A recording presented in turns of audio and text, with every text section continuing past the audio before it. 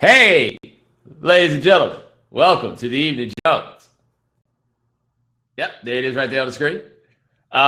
If you are watching at theeveningjones.com, I'd like you to log in. Use Twitter profile, Facebook profile, whatever kind of profile you got, go ahead and use it. You can then participate in our chat room. You can also send in your questions. You can type them out. I put them up on the screen, or if you got a webcam and headphones, I got a webcam and headphones, we can do it like this right here. I will be here for 1 hour. I apologize for the people that I threw off there just a second ago. The mute button had been hit. I didn't realize the mute button had been hit, but then I went back and I hit the mute button. So, you know what I'm saying? My apologies there. Art Basel was this weekend in Miami. I wasn't really out and about too much at it. I did go to this party that Vice was throwing, right? The television network, Vice. And I got to be honest with you, I've never seen anything on Vice that was not about weed. Like, everything on Vice is about weed. I've been to the Vice studios, kind of like a similar place, right? Like, it's just like, it is the most transparently stoner operation that I could think of with $1 billion valuation. It doesn't actually sell the weed, right? So I go to their party, and yeah, different people have different workplaces, man.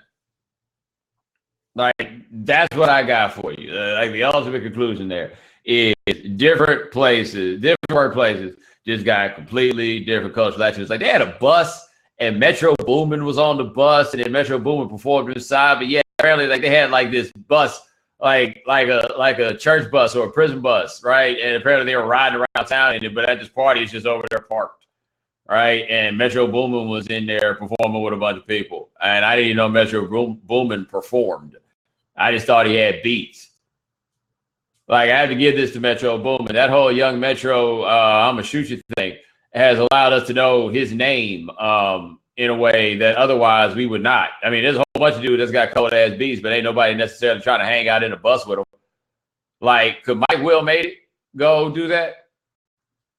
I'm asking that serious question, right? Like, could Mike Will do that? Like, I feel like Metro Boomin has just, like, he's taken the name drop game to a completely different level. Like, I don't know how you pull this off after Metro Boomin does set the bar so high. Like, I almost feel like if you could come up with something to do that was up there with Young Metro Don't Trust You, I'm gonna shoot you. Like, I feel like you actually need to become a rapper.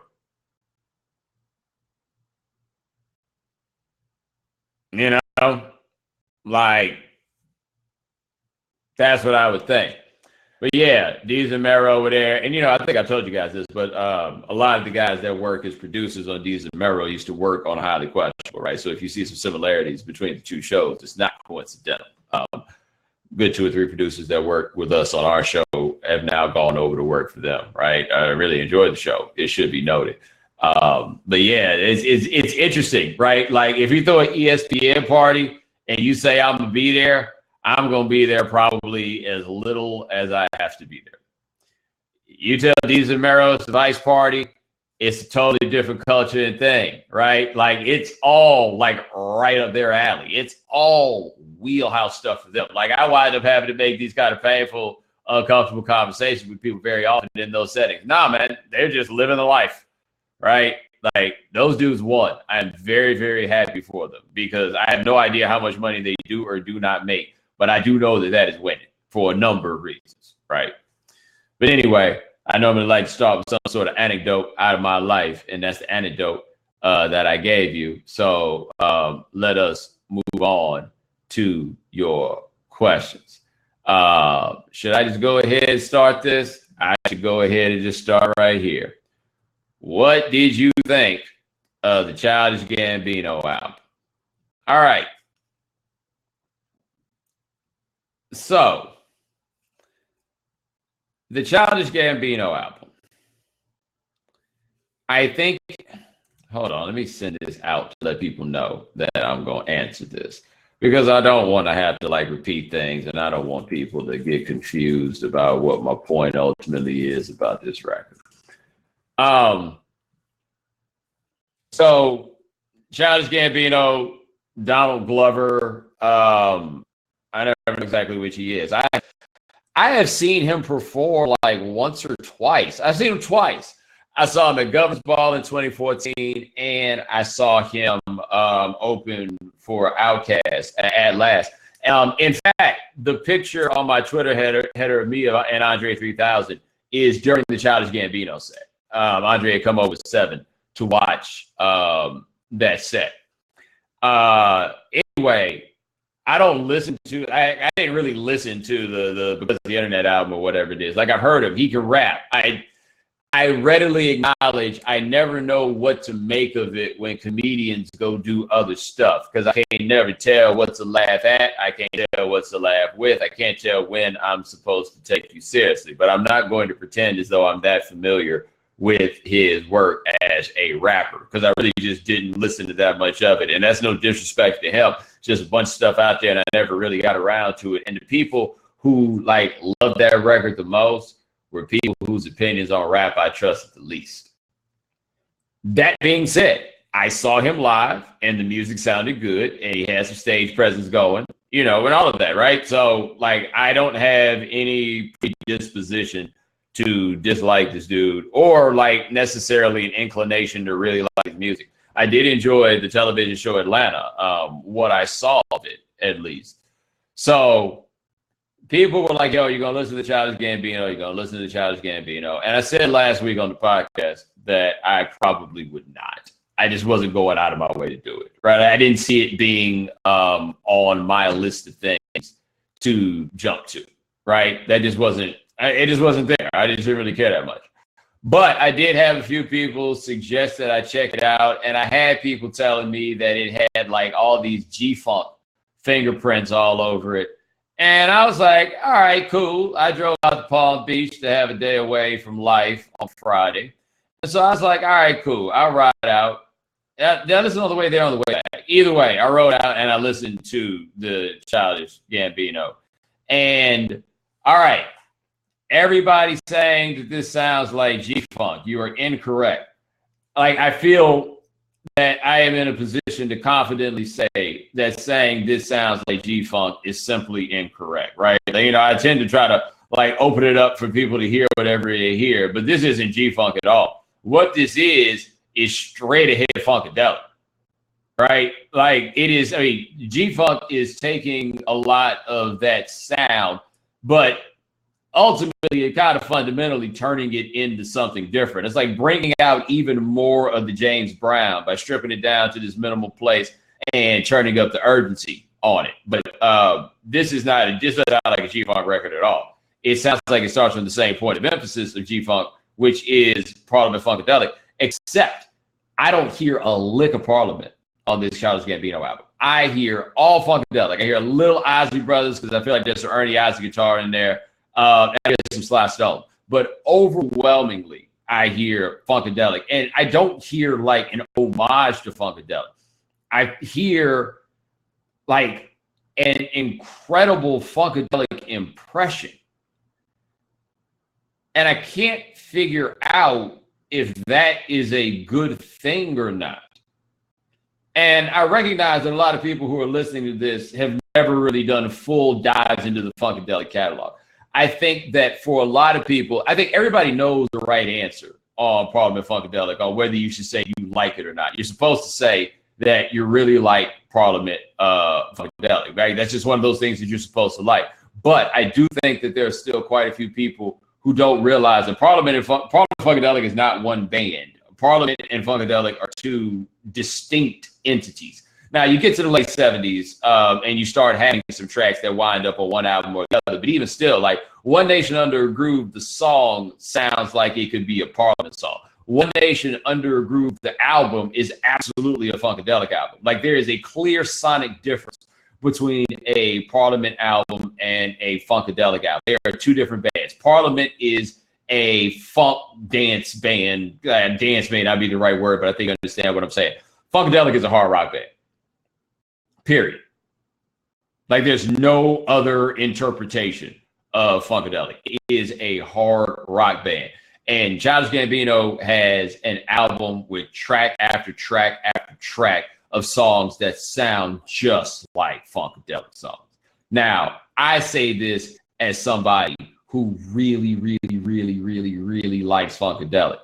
They have some really, really, really incredible sounding songs on this record. The problem is I can't get past the fact that this is flat out mimicry. Like, it's such an overpowering Funkadelic sound that I have a hard time getting to the ideas of it, right? And so some of the things I want to say, be clear about, that are similar to Funkadelic. Like, it's not simply the sound of the music. It's not simply the guitars. It's the way the vocals are done. It's some of the, like, charmingly clunky phrasing. It is absent a lot of, well, the misogyny, because the P-Funk catalog is wildly misogynistic. It's short of that. It's short of that sort of edge, because Glover can't really give you that. Like, there's an edge that you get from Funkadelic that you don't really get from him. But the other thing is, there is a sincerity on all the Funkadelic records that I don't quite feel in this same way on the Childish Gambino. Now, I think an obvious question that you could ask is it fair to compare the Childish Gambino record to a Funkadelic, like to the standards of Funkadelic, simply because it sounds so much like Funkadelic? And the answer that I would give you is, the dude gave me no other choice. Like, if you're going to give me a Funkadelic album, you got to actually give me a Funkadelic album. Like, once you make that call that this is the direction that you're going in, man, you got to take this to some serious places. And it is a high standard to ask anyone to, like, give me Cosmic Slop. But if you're going to do a record that sounds that much like a Funkadelic album, I do feel like I need a little bit more than that. Now, again, that's not to say there aren't some dope tracks on this, but here's the thing. It was the place where it got weird for me. What song is this? Is it Riot? The Evermore. That one, right? That is a sample. That's a sample of Good to Your Ear Hole by Funkadelic. If you used to listen to my radio show, the 3-hour lunch break, the middays in Raleigh, when I first started doing the show, the intro track that I used was Good to Your Ear Hole. Now, sampling a Funkadelic track within the context of your album is cool, or doing a Funkadelic pastiche in the context of your album is cool. It gets a little weird when you go through 4 or 5 tracks and they all sound like Funkadelic tracks, and then you actually go to a sample. Like, what are we, like? I don't really understand what exactly we're doing here, in spite of the fact that the record sounds very good. Now, I understand that as I am saying this, there are plenty of you who are listening or watching and immediately thinking that I am going to the place of the music snob. And I promise you, I'm not going to the place of the music snob. Like, this is not a situation of me being above liking this record, because I've listened to it a lot. And you have to understand, I liked it enough that I have listened to it enough, like, repeatedly. And the reason I've listened to it repeatedly is I want to feel like I'm not correct in this assessment that it is largely Funkadelic mimicry. Like, I've written and wanted to listen over and over and over again so that I could get past, like, initially how much it sounds like a Funkadelic record and realize that maybe it's something else, right? So, like, if I ride and listen, The Love Below, when it first came out, there's a lot of Prince comparisons, and some of them are certainly there, but also I realized a lot of it was different stuff that I just wasn't up on, and that I kind of spoke soon about my knee-jerk reactions, like, based on the limitations of what it is that I knew. But something I know very well is Funkadelic. And so Pablo was here a couple nights ago, and we were riding around, and he's cool with Donald. And so I was just like, yo, so you ever listen to Funkadelic? And I just played him some of the tracks. And I always have to remember, a lot of y'all have just not listened to a lot of Funkadelic. And I'm not judging you for not listening to a lot of Funkadelic. I am going to ask you, however, to listen to some Funkadelic. Like, please, okay, I will say this slowly. The albums I would recommend that you check out, I would start with Cosmic Slop, right? After Cosmic Slop, I would go to Maggot Brain, right? I don't think you start people with Maggot Brain. Give them a few tracks to kind of get used to it, right? Go from Cosmic Slop, then go to Maggot Brain, and then after that, go to Let's Take It to the Stage. And after you go to Let's Take It to the Stage, then you get to the Eddie Hazel masterpiece that is Standing on the Verge of Getting It On. Please do it. And I do feel like, regardless of how much you like the Childish Gambino album, if you go through and listen to some of these tracks, you will understand why it's difficult for me to get past how much it sounds like a Funkadelic album, right? That being said, it's not like any old body can come out and do a Funkadelic impression, right? Like, there are but so many people that could like effectively put together a Funkadelic tribute band. Like, I think Funkadelic is the greatest American rock band that there is. I think you go through that catalog and you're like, your mind is blown. And I absolutely do believe that if the white people had put that out, that there would be a completely different attitude about their music, like beyond critically, but like in the pantheon of rock music, right? Because it's almost like we've been frozen out of that. Anyway, Funkadelic is incredible. They really, really are. But the thing about George is you can hear George's production in just about anything. So I had a good friend of mine in Raleigh. He's a big Chili Peppers fan. And we were riding. And, you know, he's put me on the music. I put him on music. And so I'm 36 now. He is like pushing 50, like 50-year-old white dude, right? So we have some overlap, but we don't have that much. So we do a lot of exchanging, right? So like one of my favorite parts of any friendship that I have is the friendship where you can share music. And so anyway, I'm playing the Funkadelic, like the Parliament Funkadelic stuff for him. And he's like, yo, I'm hearing so many things here that I thought were just Chili Peppers things, but are really George things, right? Like George is very distinct in that way. And this cat that Glover did this album with, like they really did a Funkadelic record. Like it takes talent. I don't want to pretend like that doesn't take talent. I don't want to pretend like this doesn't take skill. But it does wind up feeling like mimicry because the guy at the front of it, I don't think really is in a position to push this to a new place. Now, I would say I talked about G-Funk where I felt like G-Funk turned the, P-Funk catalog into something new, in the way that it was done. My favorite example of somebody turning that P-Funk catalog into something new is the now underrated classic, which is Digital Underground Sex Packets, done by the legitimate full-on genius that is Shock G.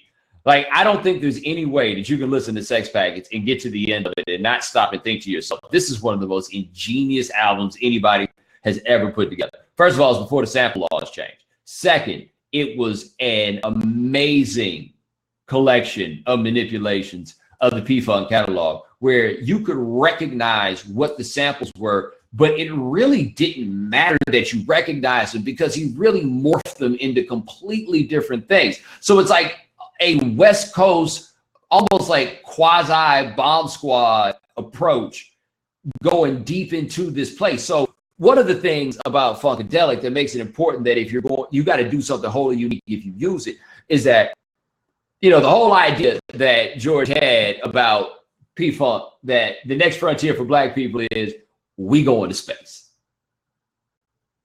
right? And so it's all spaced out. Like this whole, so much of it is based on the idea of like, it's Black people going to space. Like we're building a spaceship and we're going there. And so you're being taken to a place that really in music, nobody had really taken people, right? Like the aesthetic of it is really wholly unique at that point. Like this kind of sets the standard of what you're going to have to do if you go work stuff around any Parliament Funkadelic Foundation. Because if you're going to work that stuff around the Parliament Funkadelic Foundation, you are establishing like your basis of comparison here. These dudes took us places we'd never been. So that means you got to take us places that we've never been. Right? Like that's where you take yourself to. And Shock did that. So like Shock is creating these wholly fictional things. Like Gutface 89, I was talking to one of my partners and he was like, yo, I grew up in San Jose and I remember being so mad that nobody like had told me about Gutface 89 only to find out that Gutface 89 was something that Shock G had made up. But he said he spent a significant portion of time being upset because Shock really made it seem like this was a real place. And then I remember I'm looking at him, I'm like, okay, but the sex packets are real, right? But like it's like we were talking about Santa Claus.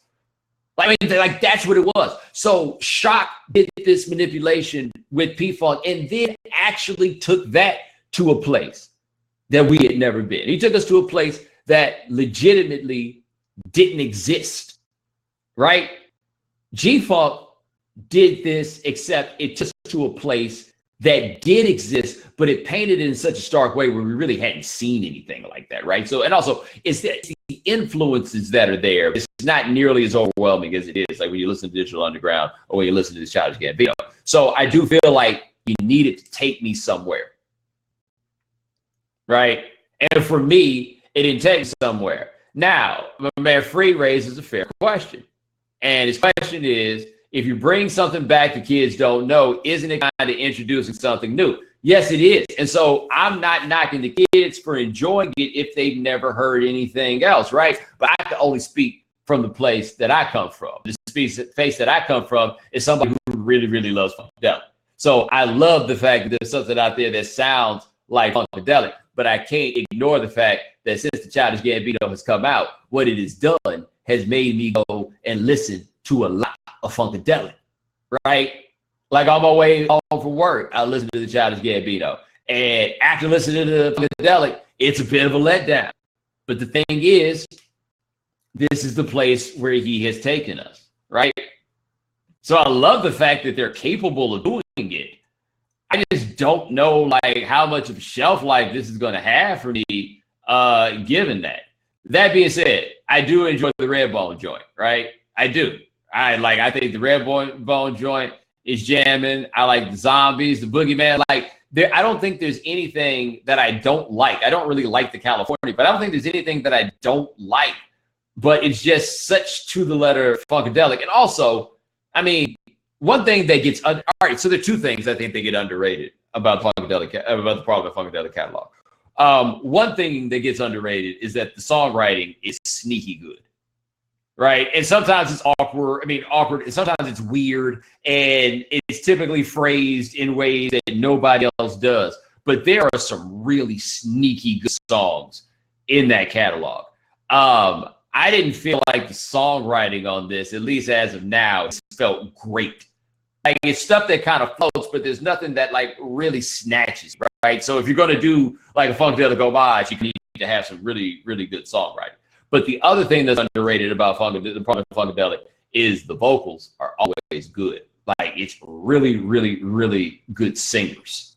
And even if the singing is, again, like not like everybody sings, the singing in terms of quality is typically very, very good and very, very sincere, right? Like again, very sincere. Donald isn't really a singer, right? Like he doesn't sing badly, but he's not really a singer. So the album, I think, in the end, is a very interesting idea. And like what they were going for is pretty ambitious. And I think he deserves some credit for your ambitions on these sorts of things.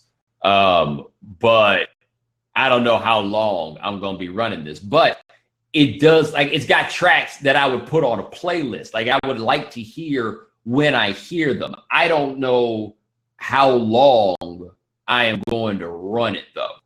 So I don't blame anybody for thinking like, I ain't never heard nothing like this before. I have heard something like this and it's there. And I'm serious. Like I'm saying this is somebody who enjoys sharing music with people and thinks that that's a way of personal connection. Okay.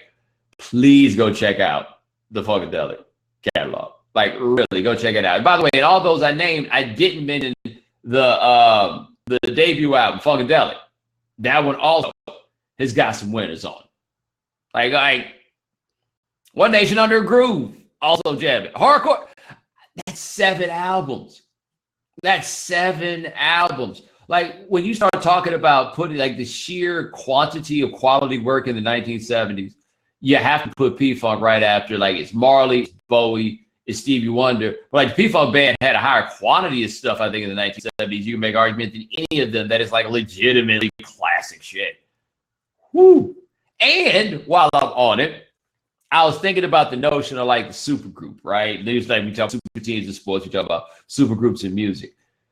Even if it wasn't like heralded as such or considered at the time, the idea that George would be able to add to his collective Bootsy Collins and Maceo Parker for the James Brown band to go with him, Eddie Hazel when he's there or when he's not, Gary Scheider, right? I'm just bringing these guys in, and Bertie Worrell. I'm going to bring these guys into this, what I already have. Like, that's supergroup right there. Appreciate the question. Let's see what we got here.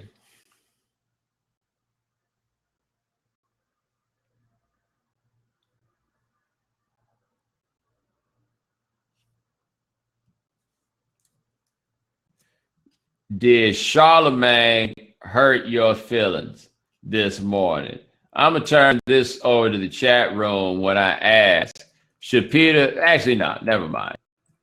Peter asked this question. And I mean, what is Charlotte like? If Charlamagne says something that should hurt my feelings, this would probably like be the first time that I heard it. Because I actually think that Charlamagne and I had a fairly civil conversation about this. Now, okay, so here's something that you do need to know about me and my approach to these sorts of things. I'm not really trying to get into something that turns into a spectacle. Like, that's not it. So, like, if you're going to see me have a back and forth with somebody like Charlamagne, you're not going to see a lot of quote tweets with it, right?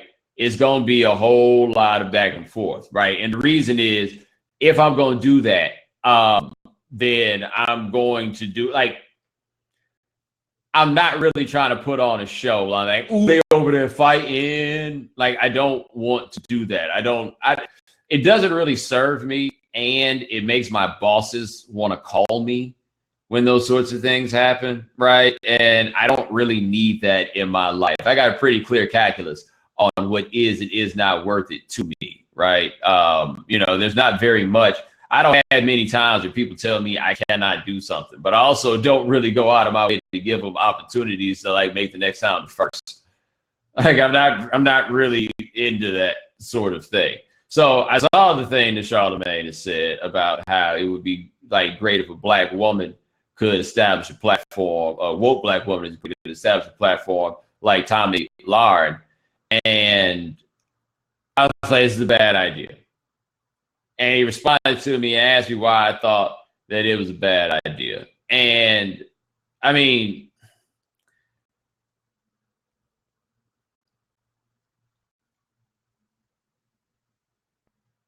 I think that what ultimately happened there, and I admit this, is I think that Charlamagne and Trevor Noah got played by Tomi Lahren.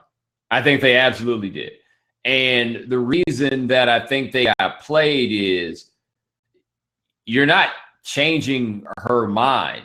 And I would make the argument that if you are trying to have a discourse with her that's going to change her mind and kind of bring her to some different thought process, that isn't a conversation that you have on television, right? Like, that's not an on-air conversation that you have. Like, if you're really going to make that happen, you're going to have to make that happen in phone calls or over some dinners or something like that. But you're not about to make that happen on TV. That's not what it is. Like, what happens when you bring somebody like that on TV is basically just the idea that you're on TV with that person or you're on the radio with that person, right?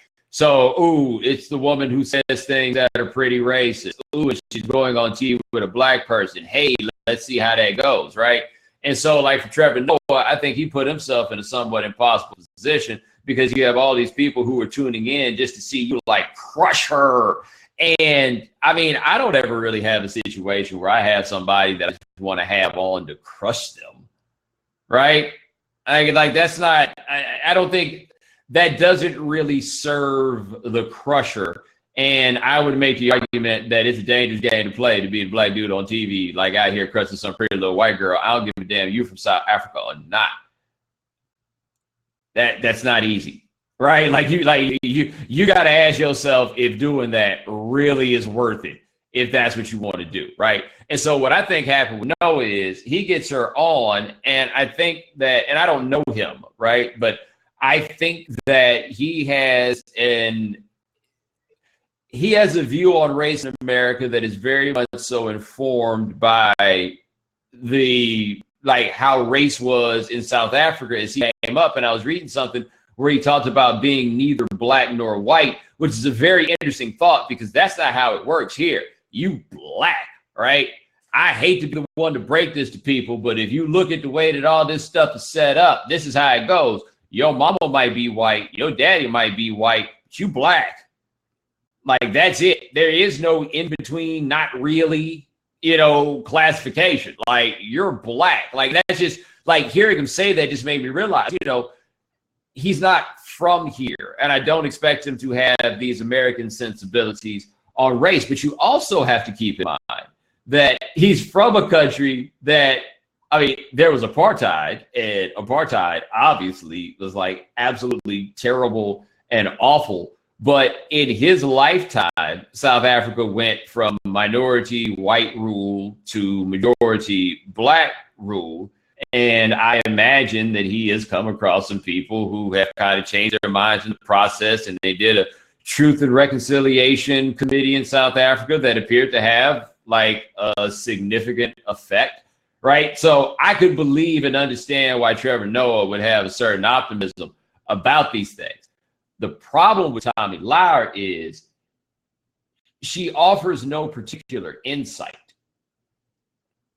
Right. Like, when you become quote unquote famous or whatever it is, or visible, or however you want to put it, because of the things you say and not because of the things you think,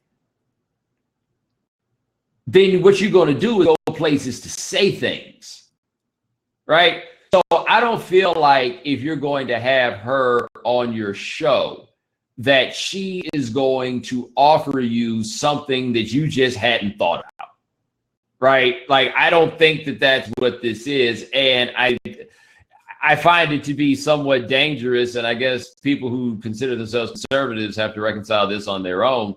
But a lot of this is just inflammatory talk on race, and the label that's being used is to like defend it as conservative. And you have to ask yourself the question, if you're conservative, whether or not this is what you want to be seen. Like, is this like part of being conservative?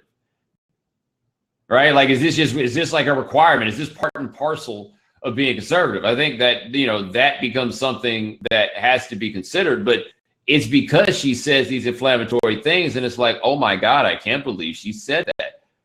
Like, that appears to be why she's known. She said stuff about the Black Panthers with Beyonce, the stuff about Kaepernick. It's not based on an insight.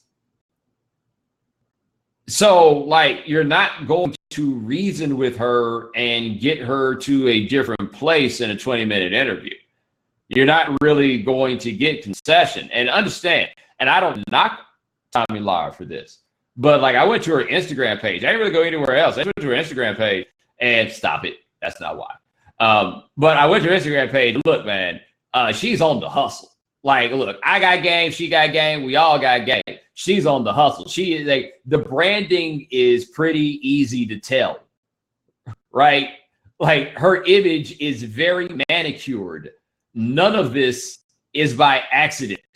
Like, she wasn't going on a tour so that she could expand her mind. She was going on a tour so that she could expand her brand. Now, anytime you have somebody like offering themselves up to be on your show for you to interview them, well, of course, that's what they're doing. Like, they're expanding their brand. The question you have to ask yourself is, what are you getting out of it? Like, if there's a trade, what are you getting out of that trade by having that person on your platform, right? And I think that to a degree, there was a hope for people watching the Daily Show that you'd have her on and then she would look silly. I don't feel like that woman needs our help to look silly. I think that she does plenty of that on her own. So you then invite her into a left-leaning space to make her look silly, which then like reinforces all these things that people already think. You are effectively preaching to the choir. I don't know if there's necessarily any value in that. Now, I tell you what there is value in. There's value in bringing on some liberals who claim to be down for the cause, but in application don't appear to, and lighting some fire to them. Now, that I'll watch, right? That I'll watch. Like, bringing the conservative in that space is a little bit too much throwing red meat at the wolves. And if the red meat is jumping to be thrown, you got to ask a question about what exactly it is that you out here doing. You know? And so I do think that to a degree, everybody that's had her on, all these black people, were kind of looking somewhat for the attention because she has a reach and following. You ain't going to keep so many of those people, but there's that. But, I mean, what are you really doing here? And I think that the Daily Show will ultimately think that they're making a mistake, that they made a mistake on that. Now, with Charlamagne and this morning, I do think that to a degree I misunderstood him. And where I think to a degree that I misunderstood him is I do think that based on what he said, he could have made the argument that what he was saying is that he wished that, you know, there was a black woman of similar visibility. The problem is, man, the receipts are kind of shaky, and you look back at some of the stuff the dude said, and it absolutely read like he just could not help but taking a shot at black women. And not just take a shot at black women, but to use as the counterexample somebody who runs down black people. Like, that was a little hard to take, right? That was a little hard to take. And I probably took it to a place that I shouldn't have taken it to. And I said this in the exchange, was where I'm like, yo, y'all got played. Like I did it here in talking about the discussion. Yo, y'all got played, right? Maybe I didn't have to do that, and maybe that wasn't germane to what was actually being discussed at the time. But I do think it came. I did feel at the time, and I'm not terribly convinced that it was really otherwise at this point, though I could entertain the possibility. It did really feel like almost like, yo, y'all need to get up here and get on y'all's grind and do some of that. Now, I've been told that Charlamagne made himself the donkey of the day. I honestly have not heard it. But nah, I thought our back and forth was, I don't need to be insulting to that dude. And on top of it, if we're going to be honest here, that's not a smart play if you're me, right? Like, that's really not a smart play if you're me. Why? Because I don't like regularly exist in that space. You know, like I might win that one. I might not. Either way it goes, like getting into some flame war back and forth with him is like getting into a flame war with thousands of people. Because whoever it is that rides for him is going to be right after it, right? They're going to be going back and forth. And I don't really need that. You know, I really don't. So we had a back and forth. I think you can look it up. I think I made my point. There were parts where I think I got it wrong. I said there were parts where I think I got it wrong. Also, quiet as it's kept, he said to me that if that's what he was saying, he should have been clearer, right? And I don't let people slide their professional communicators and say that they weren't clear. I mean, if you're not clear, it's on you. Like, it's your job to be clear. So he got trenchant with a lot of other people about this, and I really didn't read a lot of that because I only had so much of that I was willing to consume. But he didn't really dig in with me quite in the ways he did with other people. He did hit me with a couple of those, like, you do realize, and I did want to flash. Because I don't really do that you do realize thing. Like that I find to be incredibly patronizing. But nah, because I'm not arguing with people for the entertainment of others. I will slam you for the entertainment of others, though. Like, let's get that straight right now. Like, if it's actually going to be a back and forth, I'm not really doing it for the entertainment of others. But if I'm trying to make an example of you, oh yeah, I do that for the culture. I do that for everybody. But the last thing anybody needed was anybody coming close to dogging black women and using Tomi Lahren as the example of what you might be or what you could be, because they can't, right? Because the type of black woman that he was describing is antithetical to Tomi Lahren's existence. And given that she fits a couple of established archetypes, it is fair to say that starting anybody's old online network ain't going to allow for the reach of what she's selling unless somebody sells out their dignity.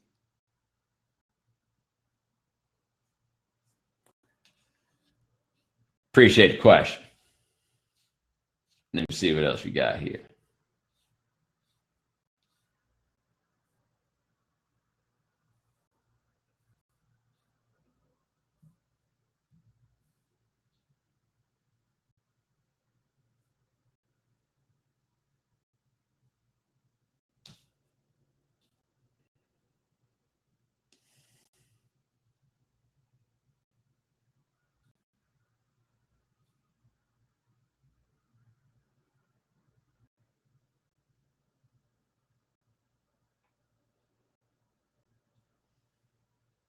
Wow, we got a lot of good questions. Like, I'm actually having a hard time deciding. Yeah, I've become a slack recently.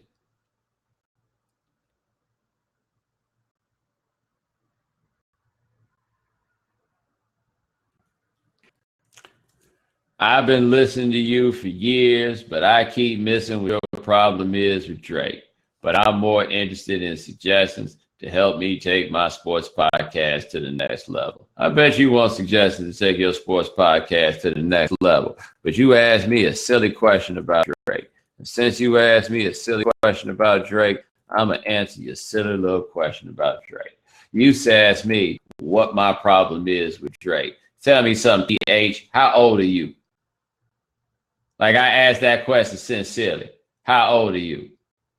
Because I feel like the only way that you could not understand what the problem is that somebody like myself might have with Drake would be if you were under the age of 22. So I just want to be curious if I'm dealing with somebody under the age of 22, because that just kind of changes what my approach is to how I need to get this point across. How old are you, son?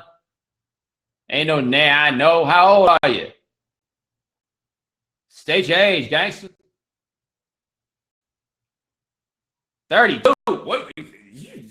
Whoa, wait a minute. You 32 years old and you don't understand what the problem is with Drake. Don't nobody believe you 32, man. Don't nobody believe that. 32 would understand. Like, 32 is still millennial, but at this point, you'd have some understanding, I would think. Like, I feel like I shouldn't have to explain this at this point.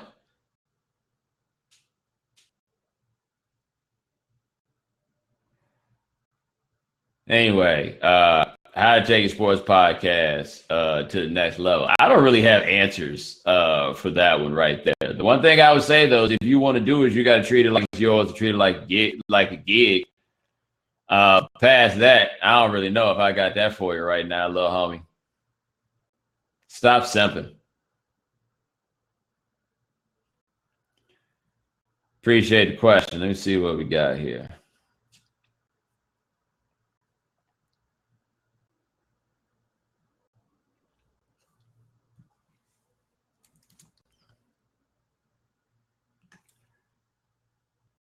Have you ever done an interview and thought to yourself, I can't believe I'm talking to this person? Yeah, that's not the sort of thing that I'd say has only happened like once. That's happened several times. And so it's actually interesting with that, because you do get, especially now we're doing highly questionable. Like, we're doing highly questionable, you almost get numb to a degree about like some of the people that you get to talk to, because they're all via satellite. So like, they're not necessarily in the room. But then you have it like Pedro Martinez walks in the studio, right? That's bananas, you know? So like at different points, it's definitely been like, wow, I can't believe I'm here. Now, we did one with Bo Jackson. And Bo Jackson said my name. He's like, Mr. Jones, before I even said anything to him. And like, you have to understand, Bo Jackson is like my first hero in life. You really can't tell me nothing after that. You just can't. Right? And I mean, I can't think of, like, in my life, the zillions of things that would have to happen to like erase that one right there. Like, Bo Jackson knows who I am. Like, how bananas is that, man? You know, we got to talk to Big Boy. That was nuts, right? Like we had Big Boy on today. It happens. It happens all the time. Now, the thing that's interesting about it is I don't have like these unreal expectations of who these people are, right? Like it's not, you know, starstruck is not the starstruck. It's much less, I'd say, starstruck with a lot of that, as much as it is like the people for whom I have like an overwhelming level of respect for one reason or another. And like now I'm meeting them. It's like that respect is almost what comes out. You know, like it's really an overpowering sort of thing in that way. Because you know, like you believe these people are legit, you know? And so if you wind up in a situation where you think they legit and they like also think you're legit, that one's crazy. Like I'd be the first to tell you that right there is crazy. But yeah, I've had a lot of people where I'm just like, yo, we're really talking to this person, right? Like this is really what we're doing, man. Like this all right. This all right. Oh, and then like, sorry, I mentioned Ray Shremmer. Yeah, then there's the other I can't believe I'm talking to this person, which is just like, yo, who do we have on here today? Like what's going on here? Appreciate the question though. Let's see what we got here.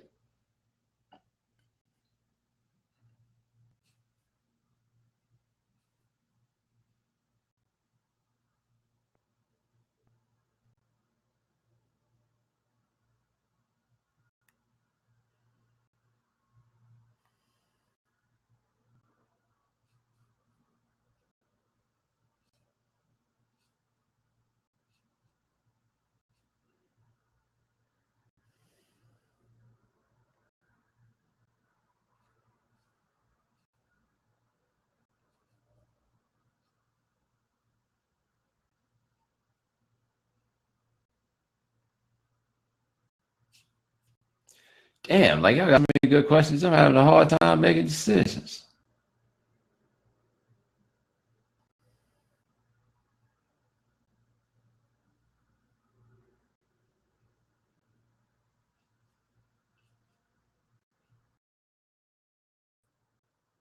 Hey, sorry about that. The computer wild out. Did I put the question up? But yeah, about Too Short. Like, is Too Short actually under celebrated? Because I don't feel like Too Short's been under celebrated in like 25 years.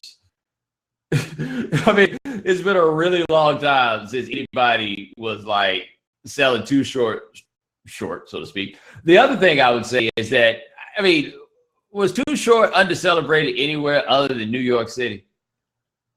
Because I grew up in Houston, and I don't feel like there was you had any sort of difficulty or hard time finding people who rock with Too Short in Houston. Like it sounds to me like the only place where the Too Short thing wasn't really cracking was in New York. So the question is, how did Too Short get on so many records? Because Too Short would make people want to buy his records from all over the country. And Too Short is, again, another great example of a dude that went from selling out his trunk to making all the money. All the money. Now, the thing with Too Short is, like I just wore a Too Short t-shirt last week.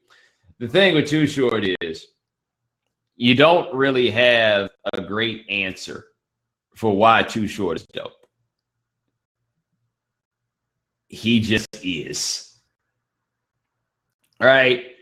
Like I don't have Too Short. Like you can almost make the argument in a way like Too Short is like Al Green of rap, where Al Green is so good. It's not like Al Green is like this great singer, right? Like you don't necessarily want to hear Al Green sing Ave Maria, but Al Green is just like the perfect singer.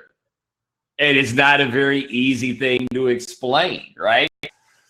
That's the thing with Too Short. Like there's just something really natural and innate that just makes him a super duper dope rapper. And he had beats.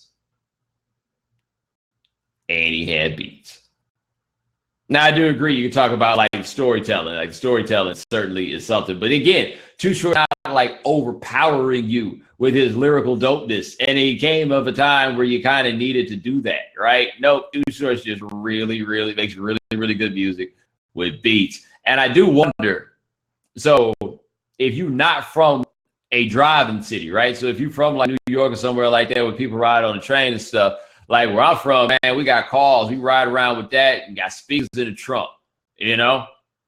And Too Short go hard there.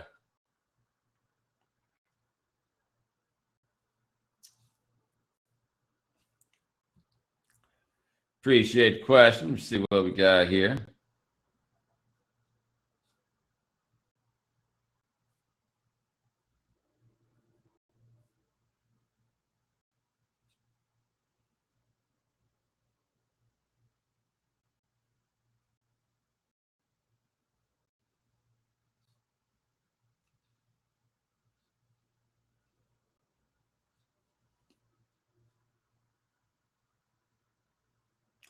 All right, I want to find one more.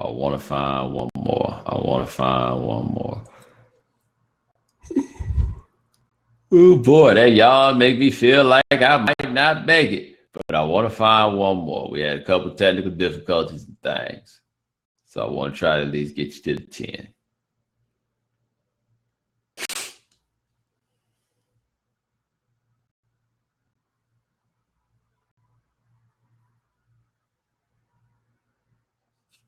Somebody got a question in there about where somebody from Soul to Soul rank all time with female vocalists. I mean, she could sing, but what you want me to say, like Aretha Franklin?